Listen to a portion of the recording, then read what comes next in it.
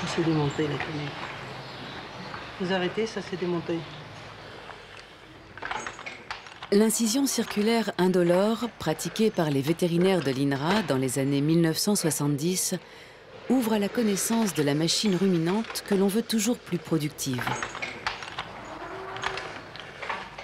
Aujourd'hui, cette vache hublot, parfait modèle vivant de l'élevage, intéresse toujours la science animale.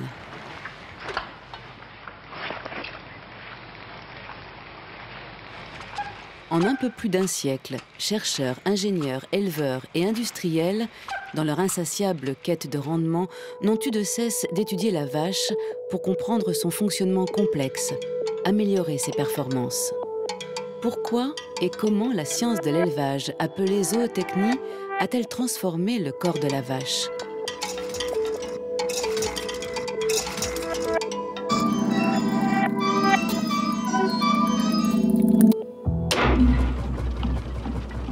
Au début du 19e siècle, l'élevage industriel naît de la rencontre entre la machine et le corps vivant de l'animal. Cette rencontre inaugure une nouvelle condition d'exploitation pour la vache qui perdure encore de nos jours sur les grands principes que sont la nutrition, la sélection et la reproduction. Tout est affaire de combustible. Il faut nourrir la machine thermodynamique pour augmenter la productivité. Les aliments sont à la bête ce que le charbon est à la machine à vapeur. Leur efficacité dépend de la qualité énergétique de la nourriture et du choix de la race. On comprend très bien à l'époque que pour que ces animaux produisent, il faut qu'ils soient bien conformés, mais il faut aussi leur donner plus à manger. Trouver un type de vache plus apte à produire. Comment faire qu'une vache accepte de continuer à produire du lait alors qu'elle n'a plus son veau. Et on va choisir finalement les vaches qui collaborent le plus, le mieux avec les hommes. Et entre guillemets, on pourrait dire, ce sont finalement les mauvaises mères. Hein, celles qui acceptent d'être séparées de leur veau ou qui acceptent de donner une partie de leur lait à quelqu'un d'autre que leur veau. Et il a fallu littéralement, à la fois par la sélection, mais aussi par l'habitude, transformer ces mamelles. Et pour cela, on fait de la sélection. La race Holstein prend rapidement le titre de championne toute catégorie. Il faut dire qu'elle transforme tout ce qu'elle mange en bonne graisse, qu'elle grandit en un temps record et qu'elle met bas sans encombre.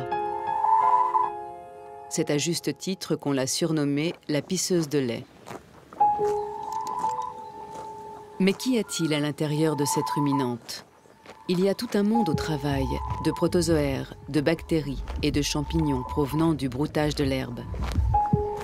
Tout un monde microscopique qui transforme la matière végétale en molécules assimilables pour nourrir le corps bovin et lui permettre de donner du lait en abondance.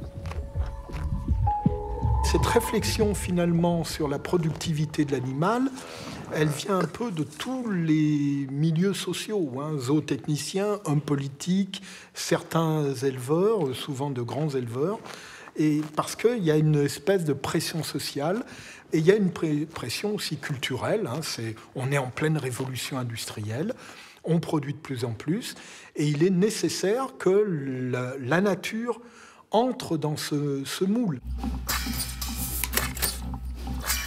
Aux États-Unis, lors d'une visite aux abattoirs de Cincinnati en 1927, Henry Ford est surpris par l'efficacité du rendement des ouvriers. Il est tellement séduit qu'il conçoit ses chaînes de montage automobile sur ce modèle. Avec l'aide de F.W. Taylor, il est convaincu que le travail est à ce point stupide et rébarbatif que l'ouvrier en arrive à ressembler dans sa constitution mentale davantage au bœuf qu'à n'importe quelle autre espèce. Ford intensifie sa production avec sa nouvelle méthode, le taylorisme. Et l'Amérique, ce pays émergent du début du siècle dernier, inaugure en même temps l'élevage industriel en créant un modèle mondial pour les fermes-usines de demain.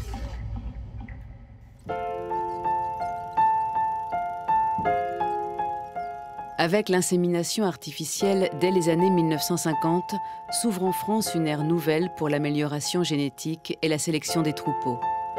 Véritable révolution biotechnologique, celle-ci permet, avec la semence d'un mâle d'excellence, de féconder un grand nombre de femelles. Mais avec l'insémination artificielle, on constata qu'il était possible d'introduire le sperme jusque dans la matrice. La main gauche repère le col de l'utérus à travers la paroi du rectum et l'opérateur peut alors, avec de la pratique, guider un tube à travers l'ouverture du col jusque dans la matrice et y injecter le sperme. Ainsi pénètre-t-il dans la matrice autant de sperme que lors de la saillie normale.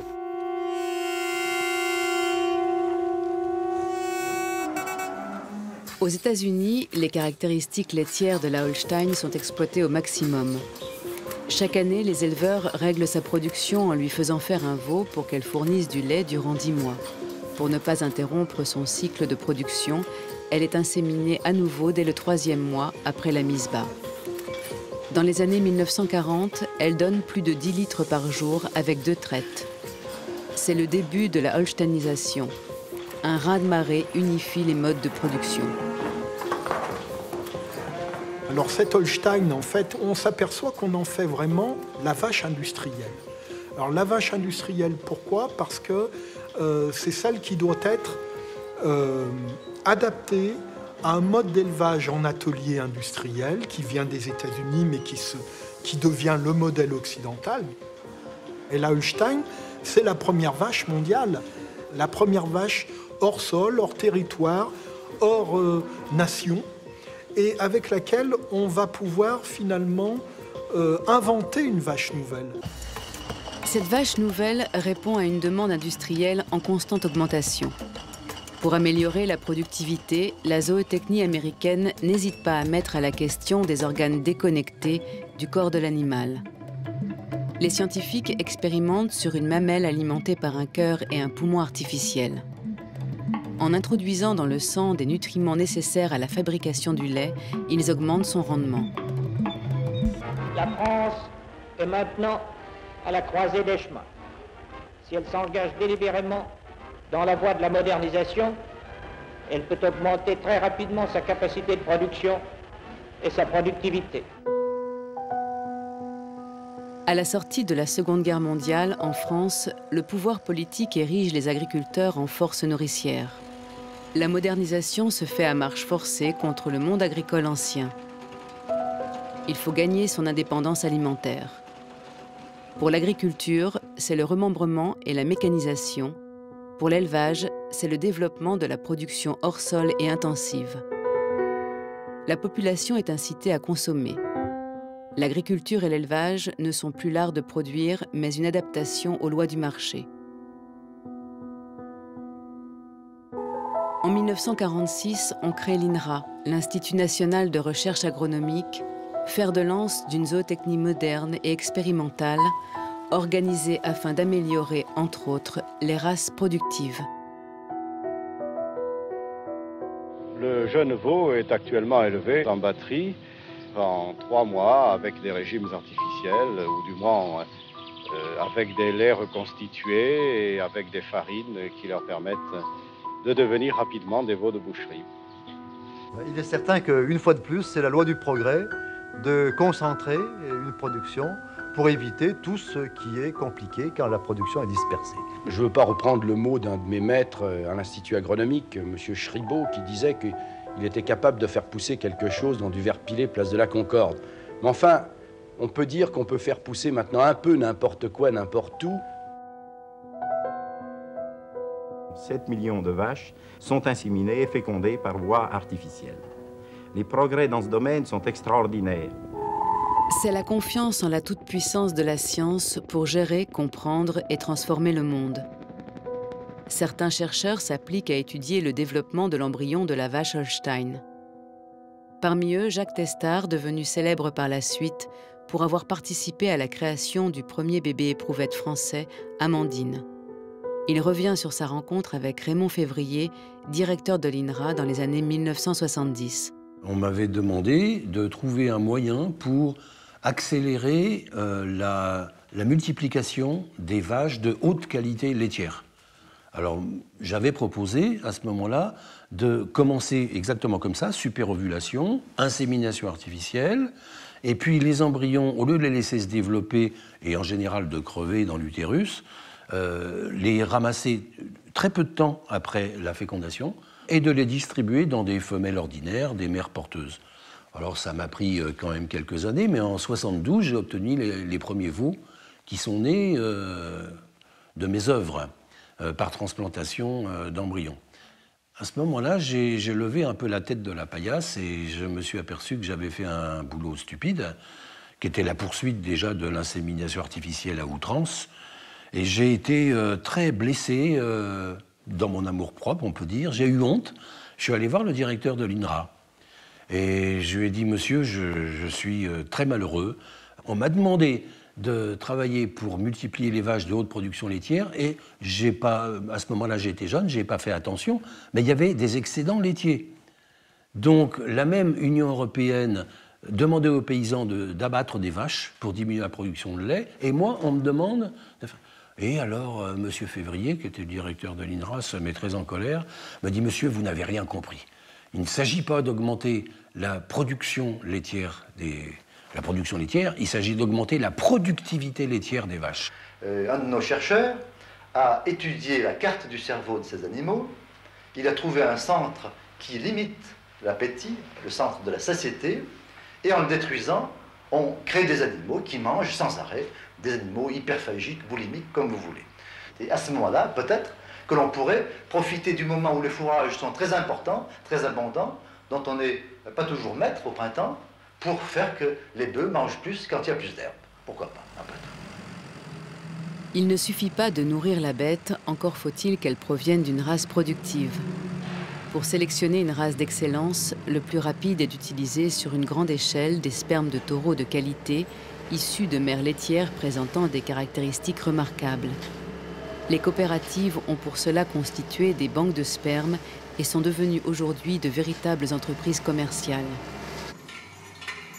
Un taureau transmet certains de ses gènes qui déterminent les qualités nécessaires à la productivité laitière de ses filles. Longévité, conformation mamelle, vitesse de traite, facilité de vélage. On collecte les informations sur ces descendances pendant une dizaine d'années. On les vérifie, on les analyse. Cette observation s'appelle le testage sur descendance. En attendant de savoir si le taureau est un bon candidat à la reproduction, on congèle sa semence. Là, oui.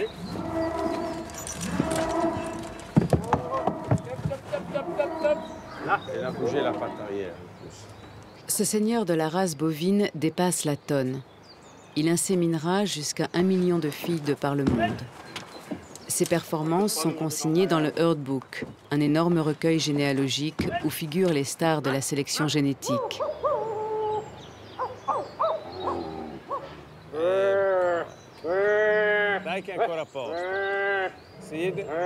Grâce à la congélation, il continuera de faire valoir sa réputation internationale longtemps après sa mort.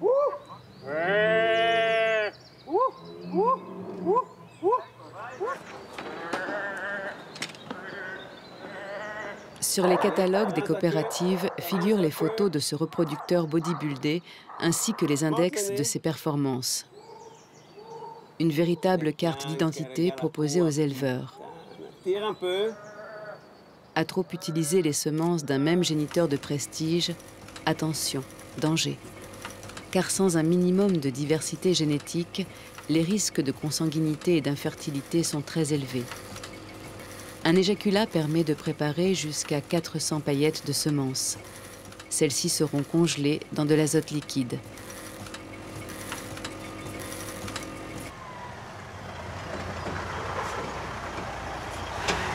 Les États-Unis et les pays émergents, avec en tête le Brésil et l'Inde, sont les géants de la production bovine de viande et de lait. La vache est devenue un minerai et voit son prix fluctuer sur le marché hyper spéculatif des matières premières. Ces 30 dernières années, la production de la Holstein a été multipliée par 4. Elle peut produire jusqu'à 12 000 litres de lait par an, soit des moyennes de 40 litres par jour. Certaines fermes-usines concentrent jusqu'à 30 000 bêtes hors sol. Dans cette alliance de l'agrobusiness avec la science, les gains financiers sont énormes. mais aussi les risques environnementaux et sanitaires. Ceux-ci ne sont pas sans conséquences pour les consommateurs.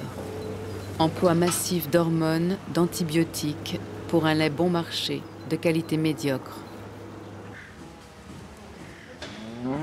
Une vache peut naturellement vivre jusqu'à 20 ans. Manger, mettre au monde, donner du lait, c'est le cycle répétitif de sa condition animale de vache laitière. Après 4 à 5 ans de bons et loyaux services, la Holstein est envoyée à la réforme, c'est-à-dire à l'abattoir, pour finir en bas morceaux.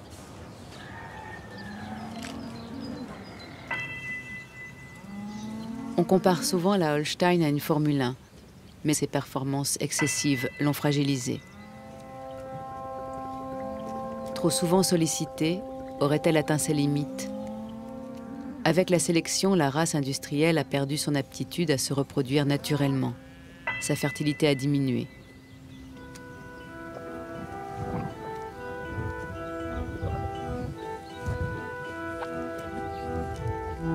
Depuis la découverte de l'ADN, les scientifiques s'intéressent à l'exploitation de la cellule et du gène.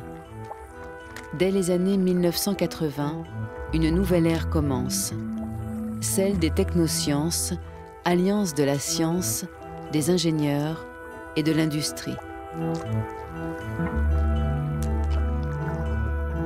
En 2006, le séquençage des 20 000 gènes du bovin permet d'identifier des marqueurs génétiques, c'est-à-dire des séquences précises d'ADN.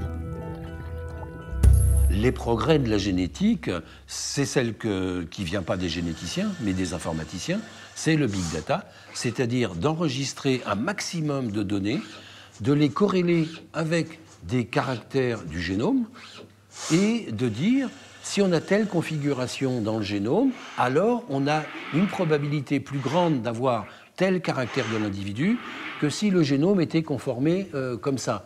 Et c'est une vérité statistique. On n'a rien compris, on ne sait pas comment on passe de l'ADN au caractère qu'on étudie, mais il se trouve que sur un échantillon assez important, ça fonctionne. En 2009, la révolution génomique est en marche. À côté de grands pays producteurs, la France, avec l'INRA, publie les premiers indices génétiques officiels sur les bovins laitiers. Ceux-ci mettent en relation information génétique et performance. Désormais, l'animal n'est plus une machine thermodynamique, mais un programme d'ordinateur. Dorénavant, sans attendre le test sur descendance, la sélection d'un taureau améliorateur ou d'une bonne vache se fait en quelques jours. La génomique prédit ses performances. Une innovation.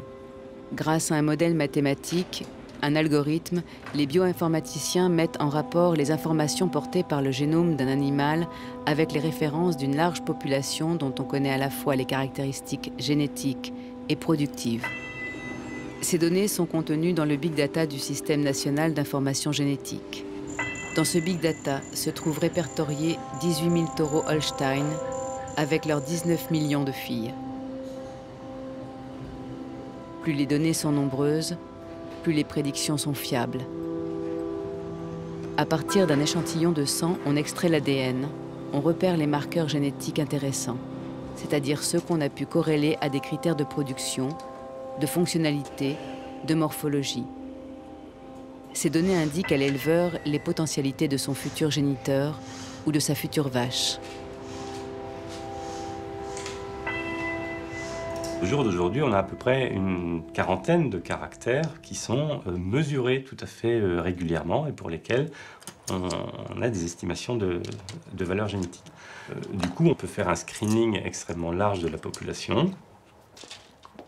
Deuxième chose, on peut mettre sur le marché beaucoup plus d'individus très intéressants. Donc on quitte la sorte de star system qu'on avait auparavant où un catalogue contenait quelques taureaux. Maintenant, un catalogue, il va contenir des dizaines de taureaux. Il va être remis à jour 2 à 3 fois par an parce que le flux de taureaux intéressants est extrêmement important. Donc du coup, chaque taureau va être beaucoup moins utilisé et on a accès à une diversité bien plus grande.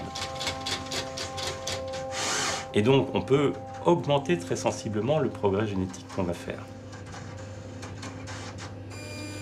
On peut tout à fait imaginer qu'un éleveur définisse lui-même son objectif de sélection et soit efficace dans ce choix, alors que il ne pouvait pas l'être avec la sélection classique. On est dans la technoscience, c'est-à-dire développer des outils, des innovations pour être plus efficace, mais pas pour comprendre. Dans 10-15 ans, on va se trouver en peine parce qu'on n'aura pas les éléments de base acquis en recherche fondamentale, étant donné que maintenant, il n'y a plus rien, il n'y a plus que des techniques.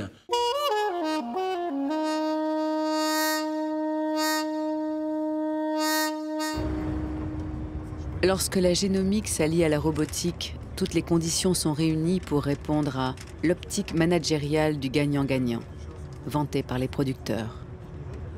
Jusqu'à présent, on a vu des fermes qui frôlaient les 1000 vaches laitières, c'était pas mal, n'est-ce pas? Donc là, je vous annonce qu'on va aller sur un site qui compte 2000 têtes.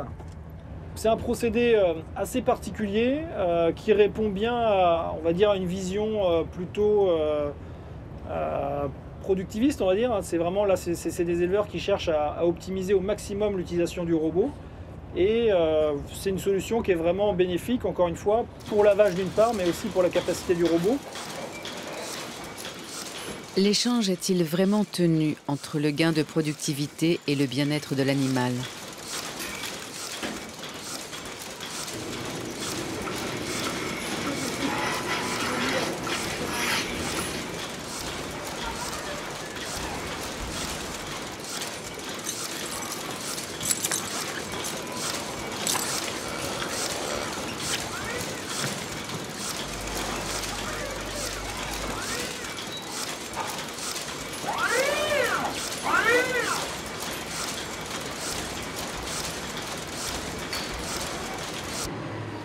Les systèmes intensifs et hors sol sont confrontés à de nouveaux défis auxquels les zootechniciens essaient d'apporter des réponses.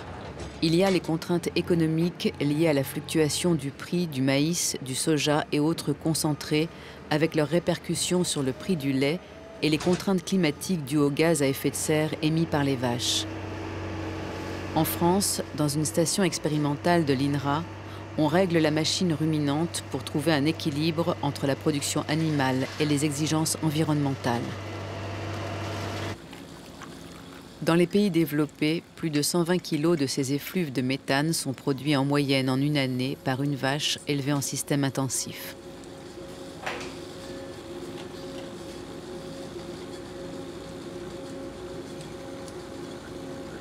Si l'on multiplie cette quantité par les millions de Holstein de par le monde, la menace est réelle. Même s'il y a effectivement des pets de vache, ce serait plutôt des rots qui en fait produisent les 90% des émissions de méthane. Alors on teste la voie génétique pour savoir s'il y a une possibilité également par la génétique de réduire ces émissions de méthane. Il y a eu quelques pistes qui semblaient prometteuses en mouton. Pour l'instant en bovin c'est un petit peu moins net. Avec un troupeau modèle de 170 vaches, de type génétique proche de celui du troupeau des éleveurs, les chercheurs observent la Holstein au travail. Celle-ci, comme une ouvrière, fait les 3-8, broute, rumine et se repose. Elle se fait tirer le lait au rotto de traite pour que soit surveillée la valeur des indices à maintenir, comme les taux butyreux et protéiques, c'est-à-dire en langage marchand, une promesse de beurre et de fromage.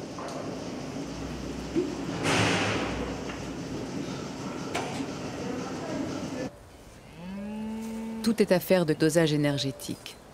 La Holstein a accès à l'herbe pour réduire les aliments importés. On examine les boues au champ pour constater ce qui n'a pas été assimilé et avoir ainsi la mesure exacte de la quantité consommée. Chaque vache ayant reçu un menu différent, les chercheurs pourront ainsi comparer quelles sont les meilleures rations productives pour moins polluer avec les émanations de gaz méthane. La seule chose qu'il faut, c'est être capable de mesurer finalement cette quantité de fesses. Alors évidemment, on ne peut pas ramasser... de bouses. On ne peut pas ramasser toutes les bouses. Donc ce que l'on fait, c'est... Et les peser, ça serait trop compliqué. Il faudrait vraiment un grand sac sous la vache, même si dans le temps, ça se faisait. Et donc ce qu'on fait, c'est qu'on utilise un marqueur qui a une signature chimique très particulière et qu'on va retrouver dans les bouses parce qu'il est totalement indigestible. Et après, on associe à ce marqueur chimique un marqueur qui est un marqueur coloré pour savoir à qui appartient la bouse. Certains chercheurs de l'INRA, tenant compte des nouveaux défis environnementaux, veulent parvenir à produire plus et mieux mais avec moins de dépenses en aliments importés. Avec un système d'élevage construit exclusivement autour de la Holstein, c'est un pari risqué. C'est pourquoi, depuis plusieurs années, dans une autre station, l'INRA compare le comportement à la pâture de deux troupeaux différents, Holstein et Normande, afin de sélectionner les animaux capables de répondre aux contraintes du coût de l'alimentation animale et de l'impact écologique. Il arrivera de plus en plus souvent des étés secs qui vont fragiliser les systèmes. C'est la raison pour laquelle on va proposer des adaptations. Alors, la première des adaptations, c'est de choisir des plantes qui vont mieux tolérer les températures élevées et la pénurie en eau.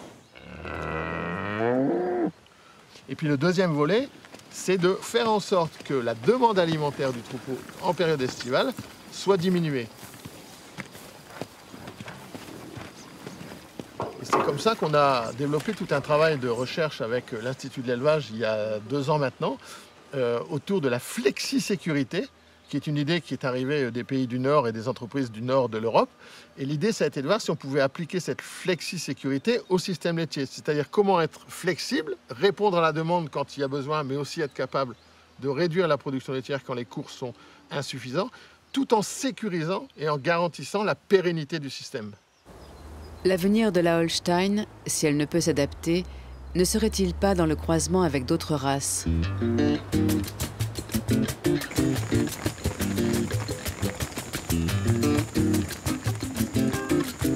Le Brésil, en 2 décennies, a réussi à devenir le premier producteur mondial de viande. Aujourd'hui, certains grands propriétaires terriens et groupes de l'agrobusiness ont soif de lait. Ils veulent conquérir les marchés mondiaux. Leurs atouts, une main-d'œuvre à bas prix, de vastes territoires.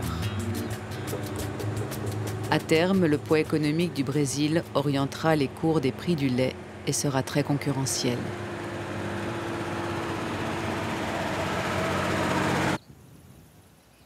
Au sud, dans l'état du Minas Gerais, la Fazenda Santa Lúcia inaugure un nouveau cycle de la zootechnie laitière, reproduisant en quelques années ce que la zootechnie européenne a fait en un demi-siècle. Uma suinocultura com 10 000 animais, qui gère mais ou menos 150 000 litres de Nous avons du côté gauche un élevage porcin de 10 000 animaux qui génère environ 150 000 litres de lisier par jour. Ces déjections passent par le biodigesteur pour les stabiliser et générer du gaz. Ce gaz est actuellement utilisé pour la production d'énergie. À l'avenir, les résidus liquides seront additionnés aux déjections bovines près du centre de traite. Après filtration, l'ensemble sera dispersé par l'arroseur central, monté sur un pivot. Du point de vue de la fertilisation, ce projet sera autosuffisant. Nous n'aurons pas besoin d'engrais chimiques. Les engrais organiques générés par l'élevage porcin et par l'élevage bovin seront suffisants pour entretenir 15 vaches à l'hectare. La Fazenda Santa Lúcia fait partie des 10 meilleures fermes laitières du Brésil. Elle possède plus de 1500 bêtes et Mauricio Coelho y élève la Girolando.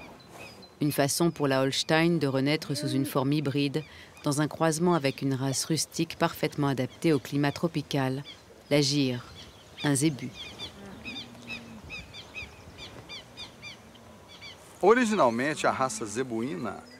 À l'origine, la race zébu a un tempérament différent de la race hollandaise. Avec la sélection, la hollandaise a perdu son caractère maternel. Elle ne se préoccupe plus de son veau. Elle est insensible. La vache zébu, au contraire, a besoin du veau pour libérer son lait.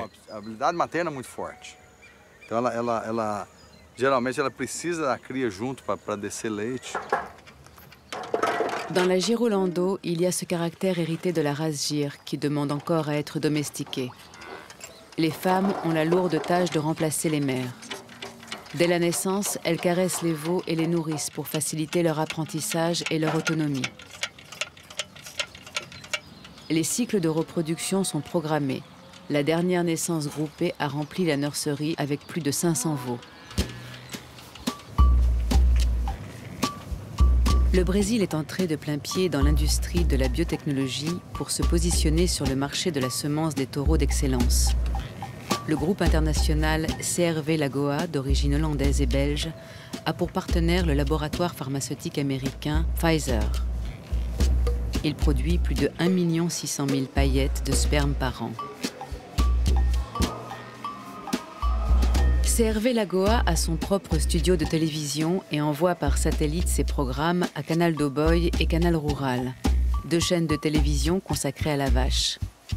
Elles émettent 24 heures sur 24 sur l'ensemble du pays, proposent des services aux éleveurs, vendent les derniers produits phytosanitaires, font part des fluctuations du marché. que aconteceu em Madison, nos Estados Unidos, o grupo CRV lançou 2 novos valores genéticos para os índices vida mais saudável e vida mais eficiente. Avec Farok, un taureau gire à la semence prometteuse, Mauricio Coelho s'est associé à CRV Lagoa.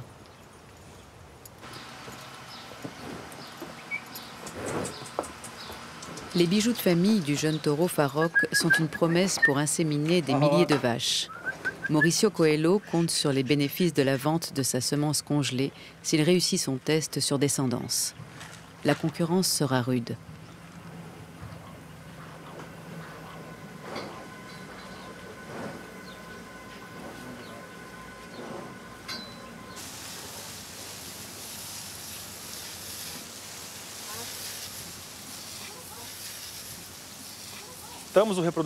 Devant la caméra, on met en scène le reproducteur pour un passage à la télévision. Ce taureau a passé la présélection des Girolando. Farok est le fils de Torpedo Bolton de la ferme Santa Lucia. Il a la ligne haute de la variété Bolton.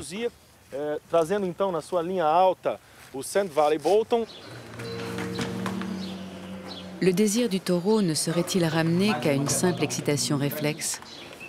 On stimule la libido plusieurs fois par semaine pour faire tourner la machine reproductrice.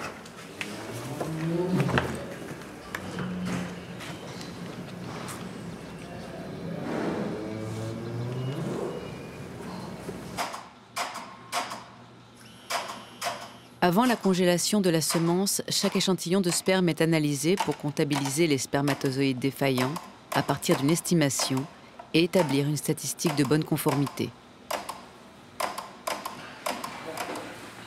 CRV Lagoa congèle la semence de Farok. Dans quelques années, quand le géniteur aura fait ses preuves de bonne performance sur ses multiples descendances, la ferme Santa Lucia pourra alors commercialiser les paillettes. Dans le cas contraire, le destin de Farok sera de finir à l'abattoir et les paillettes iront au rebut.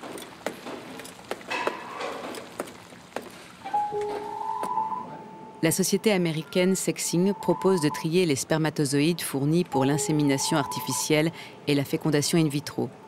L'éleveur peut ainsi avoir le choix d'obtenir des descendants mâles ou femelles. Ceci est un appareil de chromatométrie de flux que nous utilisons pour le sexage de semences bovines. Dans ce processus, on utilise comme base la différence entre les chromosomes X ou Y présents dans le spermatozoïde. Le spermatozoïde porteur de X contient 4% plus d'ADN que celui porteur de Y.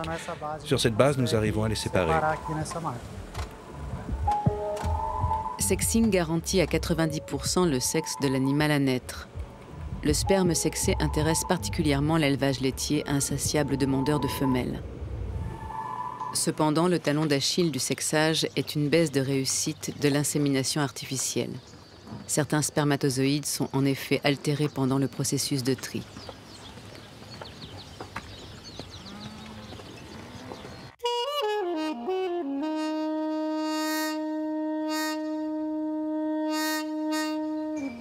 À Santa Lucia, le transfert embryonnaire après fécondation in vitro est devenu un processus standardisé sur une grande échelle pour renouveler le troupeau. Le prélèvement d'ovocytes est une opération délicate et douloureuse qui nécessite une anesthésie péridurale. Après un traitement hormonal qui provoque une superovulation, le vétérinaire prélève un maximum de 20 ovocytes par vache pour fabriquer des embryons.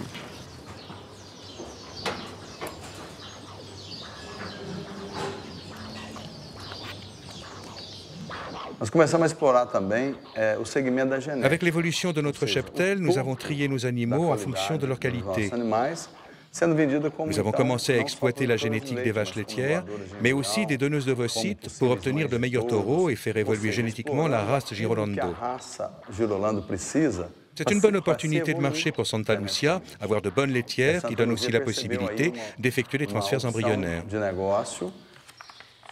Chaque année, la Fazenda organise une vente prestige de ses meilleurs éléments. Conquista a été championne de tournois laitiers à plusieurs reprises. Elle a des pics de production au-dessus de 65 kg de lait par jour. Une lactation annuelle de 11 600 kg, une option intéressante pour celui qui cherche une continuité de génétique dans la race Girolando.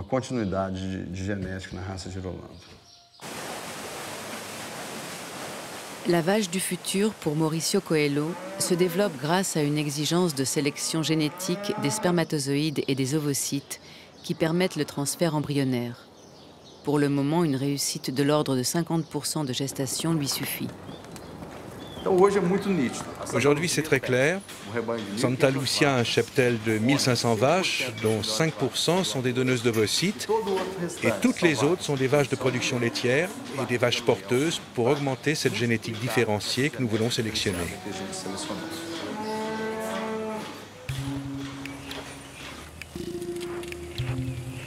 Les ovocytes sont acheminés pour une fécondation en éprouvette vers le laboratoire In Vitro Brasil. Les ressources cellulaires de l'animal machine sont désormais exploitées sur une grande échelle. Le mariage entre le spermatozoïde et l'ovocyte se conclut en laboratoire. Dans la grande majorité des cas, ces spermatozoïdes sont congelés. On les met dans un autre milieu de culture avec les ovules et la fécondation a lieu dans ce milieu. Ces spermatozoïdes restent en présence des ovules entre 18 et 20 heures.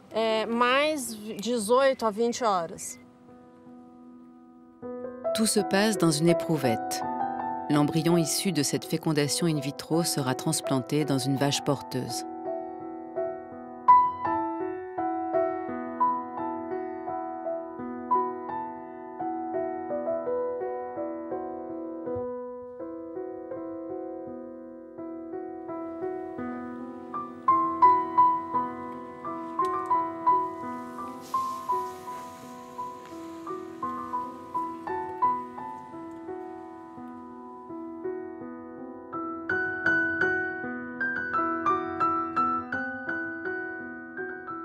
C'est l'embryon qui est vraiment la clé, c'est-à-dire quand l'être est déjà constitué. Et à ce moment-là, on peut décider, on le jette ou on le garde. Et puis peut-être un jour où on le modifie. On le modifie par des techniques génétiques. Donc pour le moment, on n'en est pas là, mais on en est à trier. Et ça, c'est pas seulement chez la vache, c'est dans l'espèce humaine. Dans l'espèce humaine, on fait ça depuis 20 ans. Alors à petite dose, évidemment, ce n'est pas de la productivité, c'est pour éviter des pathologies, mais on voit bien que progressivement, ça s'élargit et ça ne peut que s'élargir. Ça ne peut pas faire autrement. Donc je crois que la maîtrise de l'embryon, c'est vraiment la clé dans la procréation.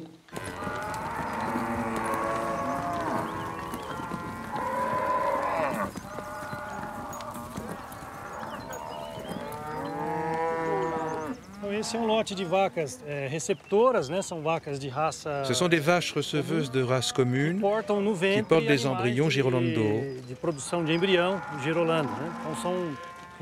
Les receveuses n'ont aucune influence sur les embryons mâles ou femelles provenant de notre laboratoire.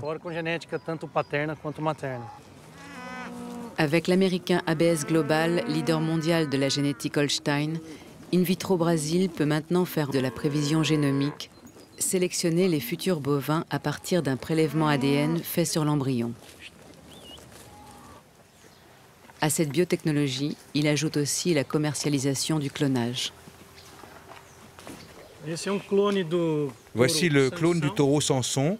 Samson était le taureau le plus important de la race Gir au Brésil. Pendant 9 ans de suite, il a été le taureau numéro 1 pour la production de lait dans le test sur descendance de l'Embrapa, l'INRA brésilien. Le taureau est décédé il y a 2 ans. Le propriétaire avait fait des biopsies de peau pour nous commander son clone. Aujourd'hui, nous avons ici le clone Samson, âgé de 20 mois et presque prêt pour la production de semences.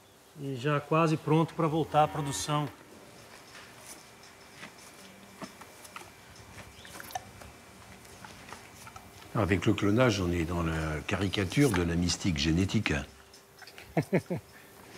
Une dose de semences sexées peut coûter $1000. Un taureau comme celui-ci a un intérêt économique très important. La demande est très grande. Pour réussir le clonage d'un bovin exceptionnel, la recette paraît facile, mais la technique est difficile. On prend l'ovocyte d'une vache et on retire son noyau. On introduit dans cet ovocyte le noyau d'une cellule de peau, par exemple, provenant du taureau que l'on veut cloner. Grâce à un choc électrique, on provoque une fusion cellulaire. Le noyau de la cellule est intégré dans l'ovocyte. La cellule œuf obtenue donnera un embryon qu'on déposera ensuite dans l'utérus d'une receveuse. 9 mois plus tard, comme pour la femme, si tout se passe bien, la receveuse mettra au monde un veau presque identique à l'original. Aujourd'hui, le taux de réussite pour fabriquer un clone est de l'ordre de 8%. Malgré les très faibles résultats, certains n'hésitent pas à tenter le retour sur investissement. La routine du clonage reproductif est encore hésitante. On veut reproduire à l'identique, mais qu'est-ce qu'on appelle identique? C'est de l'ADN identique. Or, si on admet qu'un individu, ça n'est pas que de l'ADN, je veux dire qu'au niveau informatique, information biologique, eh bien, il y a d'autres paramètres qui échappent. Et ce qu'on multiplie, c'est finalement seulement la molécule ADN. Mais il y a des différences. Les animaux clonés ne sont pas exactement identiques à l'animal d'origine. Sur certaines enchères, des biopsies de peau sont commercialisées et donnent le droit de cloner un animal. Le propriétaire garde l'animal et vend le droit d'avoir un clone. Si dans un premier temps, le propriétaire ne souhaite pas faire de clone, il peut stocker la lignée cellulaire et le matériel génétique dans une bonbonne d'azote jusqu'au moment propice du clonage. C'est une assurance biologique sur cet animal.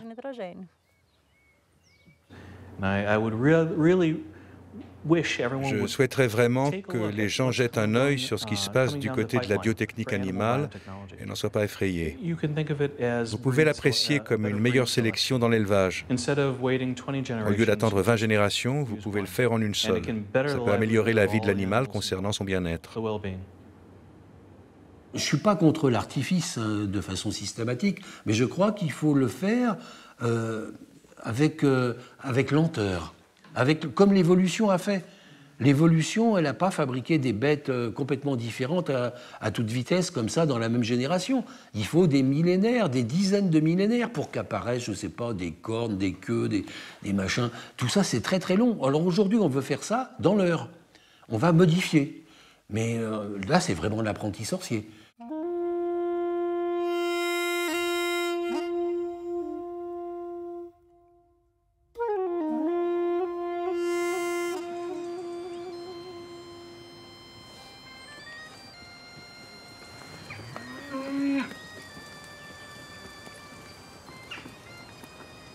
Jean-Yves Penn, éleveur de 45 vaches, est un chercheur de solutions alternatives. Avec sa femme Babette, ils ont mis en œuvre un système d'élevage basé exclusivement sur la pâture, contrairement au système de production hors sol qui s'adapte à la productivité de la Holstein. Ici, la vache produit essentiellement dans un système herbagé, une solution déjà expérimentée par des pays comme la Nouvelle-Zélande ou l'Irlande. La pâture, c'est d'abord l'aliment le moins cher possible pour les vaches. C'est-à-dire qu'une vache, comme vous le voyez au champ, là, elle vient chercher sa nourriture toute seule. Elle broute, elle défèque et pisse sur place. Donc elle auto-fertilise aussi la prairie. Et de toutes les façons qu'il y a d'alimenter une vache laitière, c'est le modèle le moins coûteux pour fabriquer du lait. Sous l'autorité des vaches dominantes, le troupeau collabore au travail de l'éleveur. Chaque jour, les vaches changent de parcelle, le temps de la repousse de l'herbe. Résistantes et rustiques, elles vivent toute l'année en plein air, se réfugiant en cas de mauvais temps à l'abri des forêts et des haies. Il a fallu avoir un parcellaire, des nombres d'animaux qui soient adaptés à ce parcellaire pour ne pas en avoir de trop, en avoir suffisamment pour tout consommer. Bref, adapter la croissance de l'herbe aux besoins des animaux et toujours être sur le fil du rasoir entre la croissance et les besoins. Si je considère l'impact environnemental d'une exploitation comme celle-ci par rapport à une exploitation classique, ne serait-ce que par rapport au bilan carbone, une prairie, c'est entre 600 et 1 tonne de carbone stocké par an. Quand on a une planète qui se réchauffe, c'est quand même pas la moindre des choses. Un système qui cherche à produire plus et mieux avec moins est-il rentable? Dans le système d'élevage biologique de Jean-Yves Penn, la prairie existe depuis 20 ans. Elle se renouvelle naturellement. Le tracteur est utilisé seulement pour faire les foins. La nature est valorisée en réintroduisant de la biodiversité et en maintenant un équilibre entre le territoire et le besoin des animaux. Cette prairie ici, sur laquelle on est, elle a été implantée en 1991. Depuis, elle produit toujours. On n'a jamais intervenu là-dessus, ni chimiquement, et ça bien sûr parce qu'on est en bio, mais ni sans avoir besoin de casser la prairie pour ressemer autre chose et rentrer tout ça dans un cycle. Et donc la pérennisation des pâtures fait que, puisqu'on n'introduit plus de nouvelles charges dans le cycle de production, et bien la pâture elle est capable de produire une certaine quantité, toujours au coût les plus bas, avec des animaux adaptés. Et puis c'est ça qui permet aujourd'hui d'obtenir un des meilleurs revenus ramenés au litre de lait dans le secteur. Des animaux comme celle-ci, la rouge, c'est une vache qui est croisée cimentale. Avant il y avait quoi, du Montbéliard, du Jersey, bref que des animaux plutôt peu performants en lait au regard de ce qu'est la Holstein.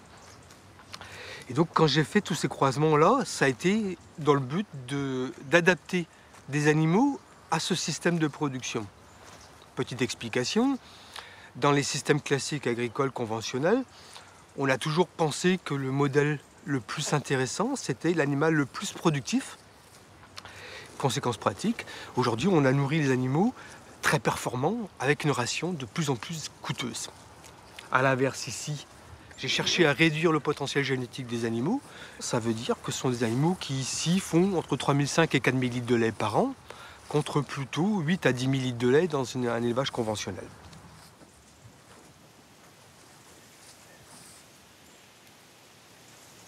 Mon entrée vers ce système-là a été la recherche de l'organisation du temps de travail. Pendant 3 mois de l'année, quand l'herbe ne pousse plus, les vaches ne sont pas traites. Ce qui fait que pendant ce temps-là, si elles ne sont pas traites, la charge de travail est réduite vraiment au minimum, c'est-à-dire venir les voir tous les jours, constater que ça va bien de préférence, et puis ça se termine comme ça. Et donc ça me prend à peu près une demi-heure par jour. Le restant de l'année, c'est une traite par jour. Bon ben voilà, il est 10h, on a commencé à 9h, bon voilà, j'ai fini ma journée. C'est-à-dire que ça laisse quand même pas mal de temps au niveau personnel et pour la famille aussi. L'équilibre trouvé par Jean-Yves et Babette Penn dans les conditions climatiques de la Bretagne est indicatif non pas d'une recette, mais tout au moins d'une méthode. Un exemple d'équilibre et de mesure certes fragile, mais respectueux de la vache et du milieu naturel. Serait-il une alternative à l'élevage productiviste? Aujourd'hui, la science animale est-elle encore sensible au savoir acquis de ces chercheurs éleveurs qui expérimentent au quotidien?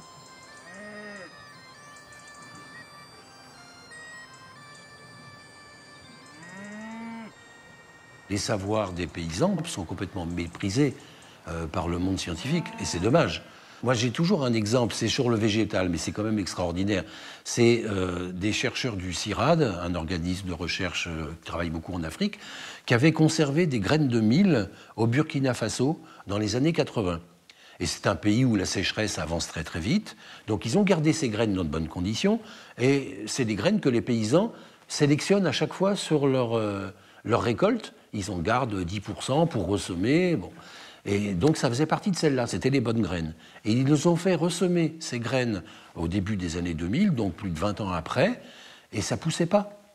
Ça ne poussait pas, non pas parce qu'on les a mal conservés, mais parce que le climat a changé entre-temps et que la graine s'adapte tous les ans. C'est-à-dire que les plantes, et les bêtes c'est pareil, mais les plantes ça va plus vite, et elles produisent beaucoup plus, elles génèrent beaucoup plus de variétés. Donc quand les paysans ramassent les beaux épis de mil ou de blé ou de n'importe quoi, ils prennent les plus beaux épis. C'est là-dedans qu'ils vont garder les graines. Parce qu'ils se disent, cette plante, elle est plus forte que les autres, donc elle a des qualités. Comme s'ils avaient fait de la génétique. Mais ils ne parlent pas d'ADN. Et ils gardent ces graines-là, et tous les ans, ces graines sont modifiées. Le génome se modifie tous les ans. Ce n'est pas un truc inerte, comme celui qu'on veut faire avec des vaches stéréotypées, voire clonées. C'est le truc le plus dangereux.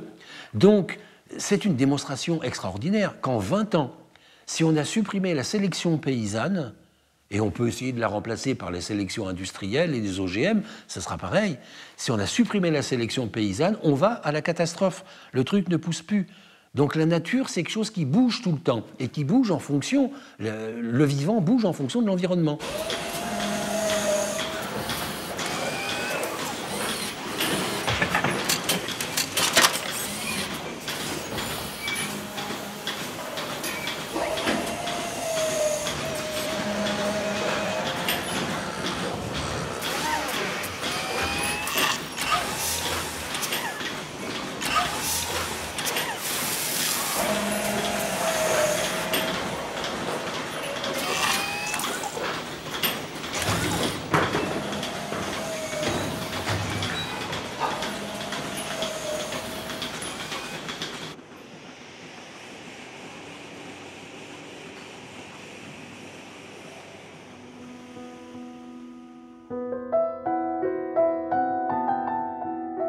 Avec son cerveau, on fait de la crème anti-âge, avec son sang de la teinture, des pâtes alimentaires. Avec sa peau, des sacs et des vêtements. Avec sa graisse, des chewing-gums et des bougies. Du plastique et du ciment. Des feux d'artifice et des crayons. Puis des enzymes et des hormones. Avec son fumier, des fertilisants et de l'azote. Avec ses eaux, du sucre raffiné, du charbon de bois. Et du verre.